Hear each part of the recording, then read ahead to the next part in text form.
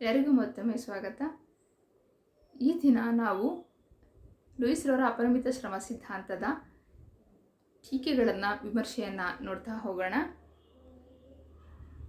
Louis theory of unlimited supply of labour critical appraisal.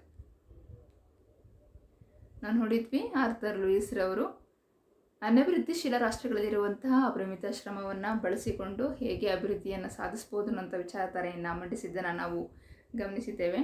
ಇವರ ಸಿದ್ಧಾಂತವನ್ನು Lewis model ಮತ್ತು dual economy model ಅಂತ ಹೇಳಿ ಕರಿತೇವೆ ಅನ್ನೋದು ನಮಗೆ ಗೊತ್ತಿದೆ. ಡ್ಯುಯಲ್ ಎಕಾನಮಿ ಯಾವುದು ಅನ್ನೋದು ಸಹ ಈಗಾಗಲೇ ನಿಮಗೆ ಅರ್ಥ ಆಗಿದೆ. ಸಬ್ಸಿಸ್ಟೆನ್ಸ್ ಸೆಕ್ಟರ್ ಮತ್ತು ಕ್ಯಾಪಿಟಲಿಸ್ಟ್ ಸೆಕ್ಟರ್. ಅವರ ಒಂದು ವಿಚಾರಗಳನ್ನ ನೋಡಿದಾಗ ಹೌದಲ್ಲ, ಅನಭಿವೃದ್ಧಿಶೀಲ ರಾಷ್ಟ್ರಗಳಲ್ಲಿ ಇರುವಂತಹ ಹೆಚ್ಚುವರಿ ಶ್ರಮವನ್ನು ಬಳಸಿ ಆ ದೇಶಗಳು ಅಭಿವೃದ್ಧಿಯನ್ನು ಸಾಧಿಸ್ಬೋದು ಅನ್ನುವಂತಹ ವಿಚಾರ ನಮ್ಮ ತಲೆಗೆ ಬಂದಿತ್ತು. ಆದರೆ ಕೆಲವು ಅರ್ಥಶಾಸ್ತ್ರಜ್ಞರು ಇವರ ಒಂದು ಸಿದ್ಧಾಂತವನ್ನು ಟೀಕೆಗೆ ಒಳಪಡಿಸಿದ್ದಾರೆ. ಅವರು ಹೇಳುವಂತೆ wage rate not constant in the capitalist sector.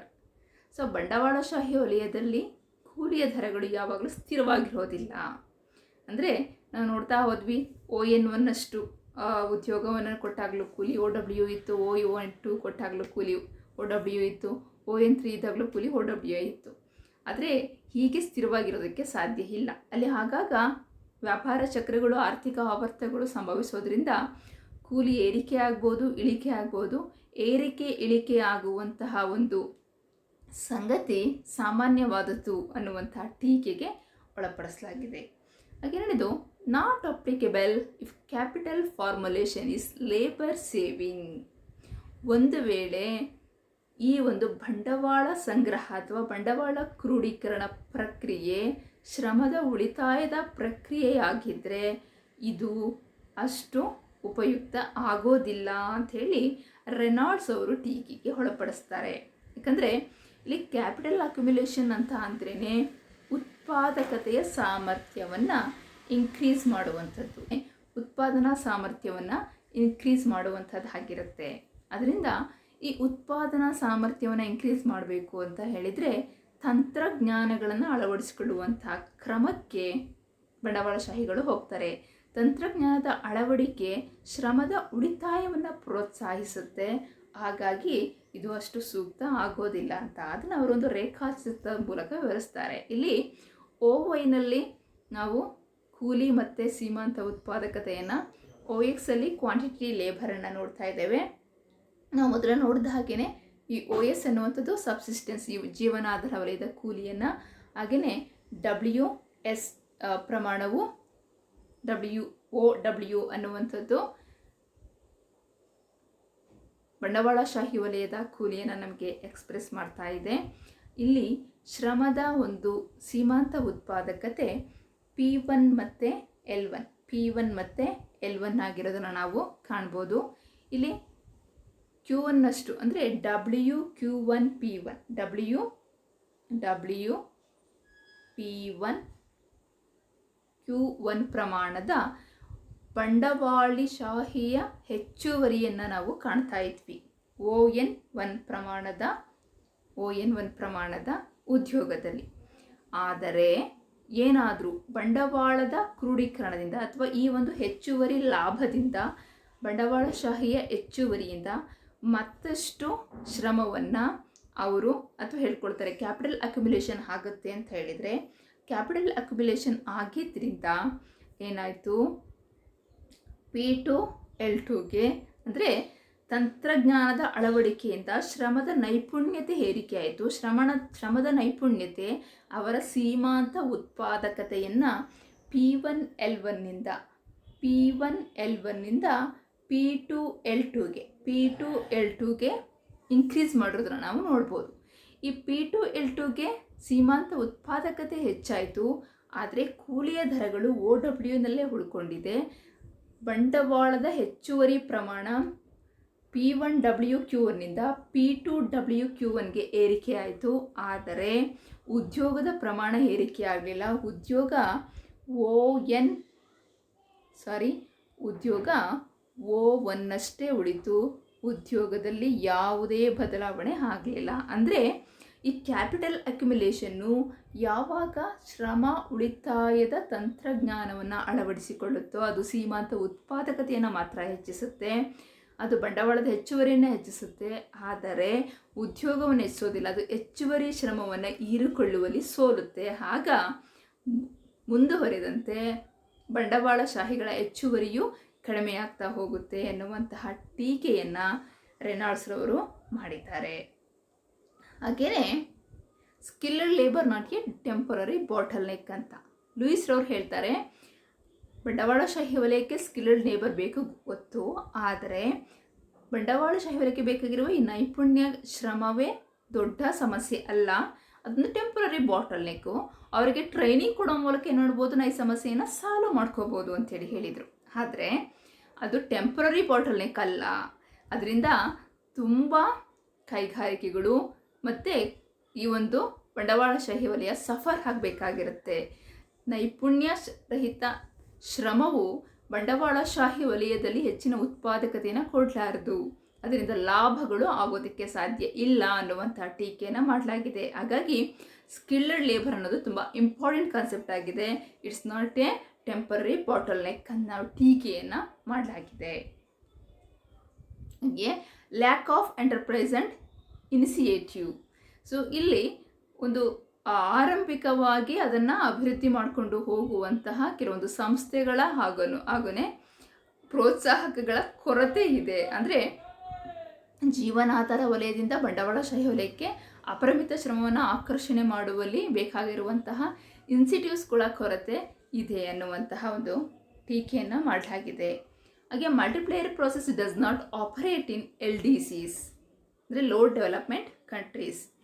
So ಈ ಒಂದು ಗುಣಕದ ಕಾರ್ಯಾಚರಣೆಯಿಂದ ಆರಂಭಿಕ ಹೂಡಿಕೆ ಅಂತಿಮವಾಗಿ ಏನಾಗ್ತಾ ಹೋಗ್ತಾ ಇರುತ್ತೆ, ಅದು ಡಬಲ್ ಮಾಡ್ತಾ ಹೋಗ್ತಾ ಇರುತ್ತೆ ಆದಾಯವನ್ನು, ಅದಕ್ಕಿಂತ ಮಿತಿಮೀರಿ ಹೆಚ್ಚಳ ಮಾಡ್ತಾ ಹೋಗ್ತಾ ಇರುತ್ತೆ ಅನ್ನೋದು ಗುಣಕದ ಒಂದು ಕಾರ್ಯಾಚರಣೆ. ಆದರೆ ಈ ಗುಣಕದ ಕಾರ್ಯಾಚರಣೆಯನ್ನು ಪ್ರಕ್ರಿಯೆಯನ್ನು ನಾವು ಅನಭಿವೃದ್ಧಿಶೀಲ ರಾಷ್ಟ್ರಗಳಲ್ಲಿ ನೋಡುವುದಕ್ಕೆ ಸಾಧ್ಯ ಇಲ್ಲ ಅನ್ನುವಂತಹ ಟೀಕೆಯನ್ನು ಕೆಲವು ಟೀಕಾಕಾರರು ಮಾಡಿದ್ದಾರೆ. ಹಾಗೆ ಒನ್ ಸೈಡೆಡ್ ಥಿಯರಿ, ಇಲ್ಲಿ ಲೂಯಿಸ್ರವರು 2 ವಲಯಗಳನ್ನು ಆರ್ಥಿಕತೆಯಲ್ಲಿ ಗುರುತಿಸ್ತಾರೆ, ಆದರೆ ಕೇವಲ ಬಂಡವಾಳಶಾಹಿ ವಲಯದ ಅಭಿವೃದ್ಧಿ ಬಗ್ಗೆ ಮಾತ್ರ ಮಾತಾಡ್ತಾ ಹೋಗ್ತಾರೆ. ಅವರು ಈ ಜೀವನಾಧಾರ ವಲಯ ಅಥವಾ ಕೃಷಿ ವಲಯದ ಅಭಿವೃದ್ಧಿ ಬಗ್ಗೆ ಏನನ್ನೂ ಹೇಳೋದಿಲ್ಲ. ಜೀವನಾಧಾರ ವಲಯವೂ ಸಹ ಆಧುನಿಕ ತಂತ್ರಜ್ಞಾನಗಳನ್ನು ಅಳವಡಿಸಿಕೊಂಡು ಸರಾಸರಿ ಉತ್ಪಾದಕತೆಯನ್ನು, ಸೀಮಾಂತ ಉತ್ಪಾದಕತೆಯನ್ನು ಇನ್ಕ್ರೀಸ್ ಮಾಡ್ಕೊಳ್ಳೋದಕ್ಕೆ ದಾರಿಗಳಿದ್ರೂ ಸಹ ಅವರು ಆ ಒಂದು ವಿಚಾರದಲ್ಲಿ ನೆಗ್ಲೆಕ್ಟ್ ಮಾಡ್ತಾರೆ. ಕೇವಲ ಬಂಡವಾಳಶಾಹಿ ವಲಯದ ಅಭಿವೃದ್ಧಿಯ ಬಗ್ಗೆ, ಬಂಡವಾಳಶಾಹಿ ವಲಯದ ಅಡ್ವಾನ್ಸ್ಮೆಂಟ್ ಬಗ್ಗೆ ಮಾತ್ರ ಅವರು ಹೇಳ್ತಾರೆ. ಅದರಿಂದ ಇದೊಂದು ಒನ್ ಸೈಡೆಡ್ ಥಿಯರಿ, ಏಕಪಕ್ಷೀಯ ಸಿದ್ಧಾಂತ ಅನ್ನುವ ಟೀಕೆಗೆ ಗುರಿಯಾಗಿದೆ. ಹಾಗೆ ನೆಗ್ಲೆಕ್ಟ್ಸ್ ಟೋಟಲ್ ಡಿಮ್ಯಾಂಡ್. ಹಾಗೆ ಲೂಯಿಸ್ರವರು ಒಟ್ಟು ಬೇಡಿಕೆಯನ್ನು ಗುರುತಿಸುವಲ್ಲಿ ಸೋತಿದ್ದಾರೆ, ಅವರು ಅದನ್ನು ನಿರ್ಲಕ್ಷಿಸಿದ್ದಾರೆ ಎನ್ನುವ ಟೀಕೆಗೆ ಒಳಪಟ್ಟಿದ್ದಾರೆ. ಏಕೆಂದರೆ ಇಲ್ಲಿ ಹೇಗೆ ಬಂಡವಾಳಶಾಹಿ ವಲಯದ ಒಂದು ಉತ್ಪನ್ನ ಅವು ಉತ್ಪಾದನೆ ಮಾಡಿದಂತಹ ಸರಕುಗಳನ್ನು ಸ್ವತಃ ಅನುಭವಿಸುವ ಜೊತೆಗೆ ರಫ್ತನ್ನು ಮಾಡ್ತಾರೆ, ಹಾಗೆಯೇ ಕೃಷಿ ವಲಯವು ಸಬ್ಸಿಸ್ಟೆನ್ಸ್ ಸೆಕ್ಟರ್ ಸಹ ಕೆಲವೊಂದು ಬಂಡವಾಳಶಾಹಿ ವಲಯದ ಸರಕುಗಳನ್ನು ಬಳಸುತ್ತೆ. ಬಂಡವಾಳಶಾಹಿ ವಲಯದ ಸರಕುಗಳಿಗೆ ಸಬ್ಸಿಸ್ಟೆನ್ಸ್ ವಲಯದಲ್ಲಿಯೂ ಸಹ ಬೇಡಿಕೆ ಇದೆ ಅನ್ನುವಂತಹ ಅಂಶವನ್ನು ಲೂಯಿಸ್ರವರು ಮರೀತಾರೆ ಅನ್ನುವಂತಹ ಟೀಕೆಗೆ ಒಳಪಡಲಾಗಿದೆ. ಹಾಗಾಗಿ ಅವರಿಗೆ ಬಂಡವಾಳಶಾಹಿ ವಲಯದ ಸರಕುಗಳಿಗೆ ಇರುವಂತಹ ಒಟ್ಟು ಬೇಡಿಕೆಯ ಕಾನ್ಸೆಪ್ಟೇ ಅರಿವೇ ಇಲ್ಲ ಅನ್ನುವಂತಹ ಟೀಕೆಯನ್ನು ಮಾಡಲಾಗಿದೆ. ಹಾಗೆ mobility of labour not so easy. ಶ್ರಮವನ್ನು ಒಂದು ವಲಯದಿಂದ ಮತ್ತೊಂದು ವಲಯಕ್ಕೆ ವರ್ಗಾಯಿಸುವುದು ಅಥವಾ ಶ್ರಮದ ಚಲನೆ ಅನಭಿವೃದ್ಧಿಶೀಲ ರಾಷ್ಟ್ರಗಳಲ್ಲಿ ಅಷ್ಟು ಈಸಿಯಾದಂತಹ ಕಾನ್ಸೆಪ್ಟ್ ಅಲ್ಲ. ಯಾಕಂದರೆ ಗ್ರಾಮೀಣ ಪ್ರದೇಶದ ಜನರ ಆಚಾರ ವಿಚಾರ ಸಂಸ್ಕೃತಿಯೇ ಬೇರೆ, ನಾಗರಿಕ ಸಮಾಜದ ಸಂಸ್ಕೃತಿಯೇ ಬೇರೆ. ಅದನ್ನು ಅಳವಡಿಸಿಕೊಂಡು ಅವರ ಆಹಾರ ಪದ್ಧತಿ, ಅವರ ಒಂದು ಹವಾಮಾನ, ಭಾಷೆ ಇವೆಲ್ಲವನ್ನು ಮೀರಿ ಆ ಗ್ರಾಮೀಣ ಪ್ರದೇಶದಿಂದ ಈ ಒಂದು ಕ್ಯಾಪಿಟಲ್ ಸೆಕ್ಟರ್ಸ್ಗೆ ಅಷ್ಟು ಈಸಿಯಾಗಿ ಶ್ರಮವು ಚಲನೆಗೊಂಡು ಕಾರ್ಯವನ್ನು ನಿರ್ವಹಿಸೋದು ಸುಲಭವಾದ ಮಾತಲ್ಲ, ಅಷ್ಟು ಈಸಿ ಅಲ್ಲ ಅನ್ನುವಂಥ ಟೀಕೆಯನ್ನು ಮಾಡಲಾಗಿದೆ. ಹಾಗೆ marginal productive labour not zero. ಸೀಮಾಂತ ಉತ್ಪಾದಕತೆ, ಶ್ರಮದ ಸೀಮಾಂತ ಉತ್ಪಾದಕತೆ ಸಬ್ಸಿಸ್ಟೆನ್ಸ್ ಸೆಕ್ಟರ್ಸಲ್ಲಿ ಶೂನ್ಯವಾಗಿರುತ್ತೆ ಅನ್ನುವ ಟೀಕೆಯನ್ನು ಲೂಯಿಸ್ ಅವರು ಮಾಡ್ತಾರೆ. ಆದರೆ ಶೂನ್ಯವಾಗಿರುತ್ತೆ ಅನ್ನೋದು ಅಷ್ಟು ಒಳ್ಳೆಯ ಮಾತಲ್ಲ. ಸ್ಲಡ್ಜ್ ಅವರು ಹೇಳುವಂತೆ ಶೂನ್ಯವಾಗಿರುವುದಕ್ಕಿಂತ ಕಡಿಮೆ ಇರಬಹುದು. ಹಾಗೆಯೇ ಎಲ್ಲಿ ಸಬ್ಸಿಸ್ಟೆನ್ಸ್ ಸೆಕ್ಟರ್ಸಲ್ಲಿ ಸಾಮಾನ್ಯವಾಗಿ ಶ್ರಮಿಕರು ಪಡೆಯುವಂತಹ ಕೂಲಿ ಹಣಕ್ಕಿಂತ ಹೆಚ್ಚಾಗಿ ಅವರು ಸರಕುಗಳ ರೂಪದಲ್ಲಿ ಪಡ್ಕೊಳ್ತಾರೆ. ಆದ್ದರಿಂದ ಎಷ್ಟು ಜನರ ಶ್ರೀಮಂತ ಉತ್ಪಾದಕತೆ ಶೂನ್ಯ ಇದೆ, ಯಾರು ಮರೆಮಾಚಿದ ನಿರುದ್ಯೋಗವನ್ನು ಅನುಭವಿಸ್ತಿದ್ದಾರೆ ಅನ್ನೋದನ್ನು ಗುರುತಿಸೋದು ಕಷ್ಟ ಅನ್ನೋದನ್ನು ಅವರು ಹೇಳಿದ್ದಾರೆ. ಹಾಗೆ productivity falls with migration of labour from the subsistence sector.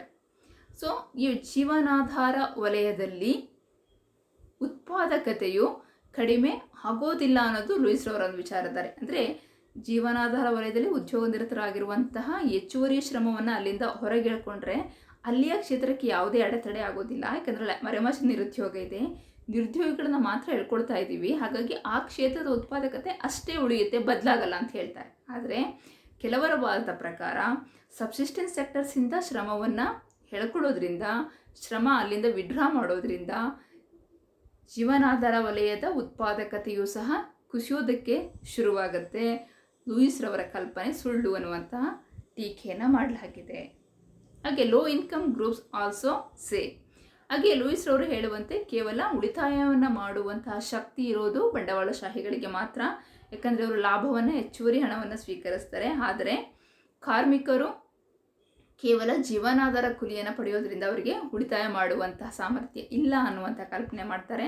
ಆದರೆ ಈ ಒಂದು ಕೆಳಮಟ್ಟದ ಆದಾಯವನ್ನು ಗಳಿಸುವಂತಹ ಕಾರ್ಮಿಕ ವರ್ಗವೂ ಸಹ ಉಳಿತಾಯ ಮಾಡಬಲ್ಲದು ಅನ್ನುವ ಟೀಕೆಯನ್ನು ಮಾಡಲಾಗಿದೆ. ಹಾಗೆ ಇನ್ಫ್ಲೇಷನ್ ನಾಟ್ ಸೆಲ್ಫ್ ಡಿಸ್ಟ್ರಕ್ಟಿವ್.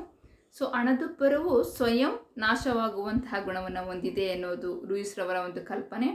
ಆದರೆ ಹಣದುಬ್ಬರವು ಸ್ವಯಂ ನಾಶವನ್ನು ಹೊಂದುವಂತಹ ಒಂದು ಗುಣವನ್ನು ಹೊಂದಿಲ್ಲ. ಯಾಕಂದರೆ ಆರ್ಥಿಕತೆಯಲ್ಲಿ ಅನುಭೋಗಿ ಸರಕುಗಳ ಕೊರತೆ ಏರ್ಪಡೋದ್ರಿಂದ, ಹಾಗೆಯೇ ಬಹಳಷ್ಟು ಅಭಿವೃದ್ಧಿಶೀಲ ರಾಷ್ಟ್ರಗಳ MPC ಮಾರ್ಜಿನಲ್ ಪ್ರಾಫಿನ್ಸಿಟಿ ಟು ಸೇ 1ಕ್ಕೆ ಸಮನಾಗಿರೋದ್ರಿಂದ ಸಾಮಾನ್ಯವಾಗಿ ಹೆಚ್ಚಳವಾಗುವ ಆದಾಯವೆಲ್ಲವೂ ಬೆಲೆಗಳನ್ನು ಏರಿಕೆ ಮಾಡೋದ್ರಿಂದ ಹಣದುಬ್ಬರದ ಸಮಸ್ಯೆ ಸಂಭವಿಸುತ್ತೆ ಎನ್ನುವಂತಹ ಟೀಕೆಯನ್ನು ಮಾಡಲಾಗಿದೆ.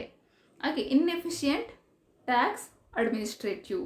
ಅನಭಿವೃದ್ಧಿಶೀಲ ರಾಷ್ಟ್ರಗಳಲ್ಲಿ ಪರಿಣಾಮಕಾರಿಯಾದಂತಹ ತೆರಿಗೆಯ ಪದ್ಧತಿಗಳು ಅಸ್ತಿತ್ವದಲ್ಲಿ ಇಲ್ಲ. ಆದ್ದರಿಂದ ಸರ್ಕಾರವು ಈ ಒಂದು ತೆರಿಗೆಯ ಪದ್ಧತಿಗಳ ಮೂಲಕ ಬಂಡವಾಳ ಸಂಗ್ರಹವನ್ನು, ಕ್ರೋಢೀಕರಣವನ್ನು ಮಾಡೋದಕ್ಕೆ ಸಾಧ್ಯ ಇಲ್ಲ ಅನ್ನುವಂತಹ ಟೀಕೆಯನ್ನು ಮಾಡಲಾಗಿದೆ. ಸೊ ಇದೇನೇ ಟೀಕೆಗಳು ಇದ್ದರೂ ಸಹ ಲೂಯಿಸ್ ರವರ ಒಂದು ಸಿದ್ಧಾಂತ ಪ್ರಮುಖವಾದಂತಹ ಸಿದ್ಧಾಂತಗಳ ಸಾಲಿನಲ್ಲಿ ನಿಲ್ಲುತ್ತೆ. So despite these limitations, the Lewis theory has the merit of explaining a very clear cut way the process of development. So ಅಭಿವೃದ್ಧಿಯ ಪ್ರಕ್ರಿಯೆಗೆ ಹೇಗೆ ಅಪರಿಮಿತ ಶ್ರಮ ಅನಭಿವೃದ್ಧಿಶೀಲ ರಾಷ್ಟ್ರಗಳಲ್ಲಿ ನೆರವಾಗಬಲ್ಲದು ಅನ್ನೋ ವಿಚಾರಧಾರೆಗಳನ್ನು ಅವರು ವಿವರಿಸ್ತಾ ಹೋಗ್ತಾರೆ. ಮತ್ತು ಅದೊಂದು ಹೊಸ ವಿಚಾರವೂ ಸಹ. ಹಾಗೆಯೇ this 2 sector theory has great analytical value. 2 ವಲಯಗಳ ಸಿದ್ಧಾಂತವನ್ನು, 2 ವಲಯಗಳ ಒಂದು ಲಕ್ಷಣಗಳನ್ನು ಅವರು ನಮಗೆ ಕಟ್ಟಿಕೊಡೋದ್ರಿಂದ ಒಂದು ಉತ್ತಮ ಮೌಲ್ಯವಾದಂತಹ ಸಿದ್ಧಾಂತ ಆಗಿದೆ. ಹಾಗೆಯೇ ಅವರು study of the problems of credit inflation, ಸಾಲದ ಹಣದಿಂದ ಉಂಟಾಗುವಂಥ ಹಣದುಬ್ಬರದ ಬಗ್ಗೆ ಹೇಳ್ತಾರೆ. ಪಾಪ್ಯುಲೇಷನ್ ಗ್ರೋತ್, ಜನಸಂಖ್ಯಾ ಸ್ಫೋಟದ ಬಗ್ಗೆ, ಜನಸಂಖ್ಯೆಯ ಬೆಳವಣಿಗೆ ಬಗ್ಗೆ ವಿವರಿಸ್ತಾರೆ. ಟೆಕ್ನಾಲಜಿಕಲ್ ಪ್ರೋಗ್ರೆಸ್, ತಾಂತ್ರಿಕ ಅಭಿವೃದ್ಧಿಗಳ ಬಗ್ಗೆ ಮಾತಾಡ್ತಾರೆ. And international trade gives the theory a touch of realism. So ವಾಸ್ತವದಲ್ಲಿ ಅಂತಾರಾಷ್ಟ್ರೀಯ ವ್ಯಾಪಾರ, ತಂತ್ರಜ್ಞಾನದ ಅಭಿವೃದ್ಧಿ, ಜನಸಂಖ್ಯಾ ಬೆಳವಣಿಗೆ, ಸಾಲದ ಹಣದಿಂದ ಉಂಟಾಗುವಂಥ ಹಣದುಬ್ಬರ, ಇಂತಹ ಸಮಸ್ಯೆಗಳು ಹೇಗೆ ಉದ್ಭವಿಸುತ್ತೆ, ಈ ಎಲ್ಲ ಅಂಶಗಳನ್ನು ವಾಸ್ತವಿಕವಾಗಿ ಕಟ್ಟಿಕೊಡುವ ಪ್ರಯತ್ನವನ್ನು ಲೂಯಿಸ್ ಮಾಡ್ತಾರೆ. ಹಾಗಾಗಿ ಲೂಯಿಸ್ ರವರ ಈ ಒಂದು ಸಿದ್ಧಾಂತ ಅನಭಿವೃದ್ಧಿಶೀಲ ರಾಷ್ಟ್ರಗಳಿಗೆ ಒಂದು ಪ್ರಮುಖವಾದಂತಹ ವಾಸ್ತವಿಕ ಸಿದ್ಧಾಂತವಾಗಿದೆ ಅಂಥೇಳಿ ನಾವು ಪರಿಗಣಿಸ್ಬೋದು. ಮುಂದಿನ ತರಗತಿಯಲ್ಲಿ ಮತ್ತೊಂದು ಸಿದ್ಧಾಂತದೊಂದಿಗೆ ಭೇಟಿಯಾಗೋಣ. ಹೆಚ್ಚಿನ ಅಧ್ಯಯನಕ್ಕೆ ಈ ಪುಸ್ತಕಗಳನ್ನು ಪರಾಮರ್ಶನ ಮಾಡಿ. Thank you.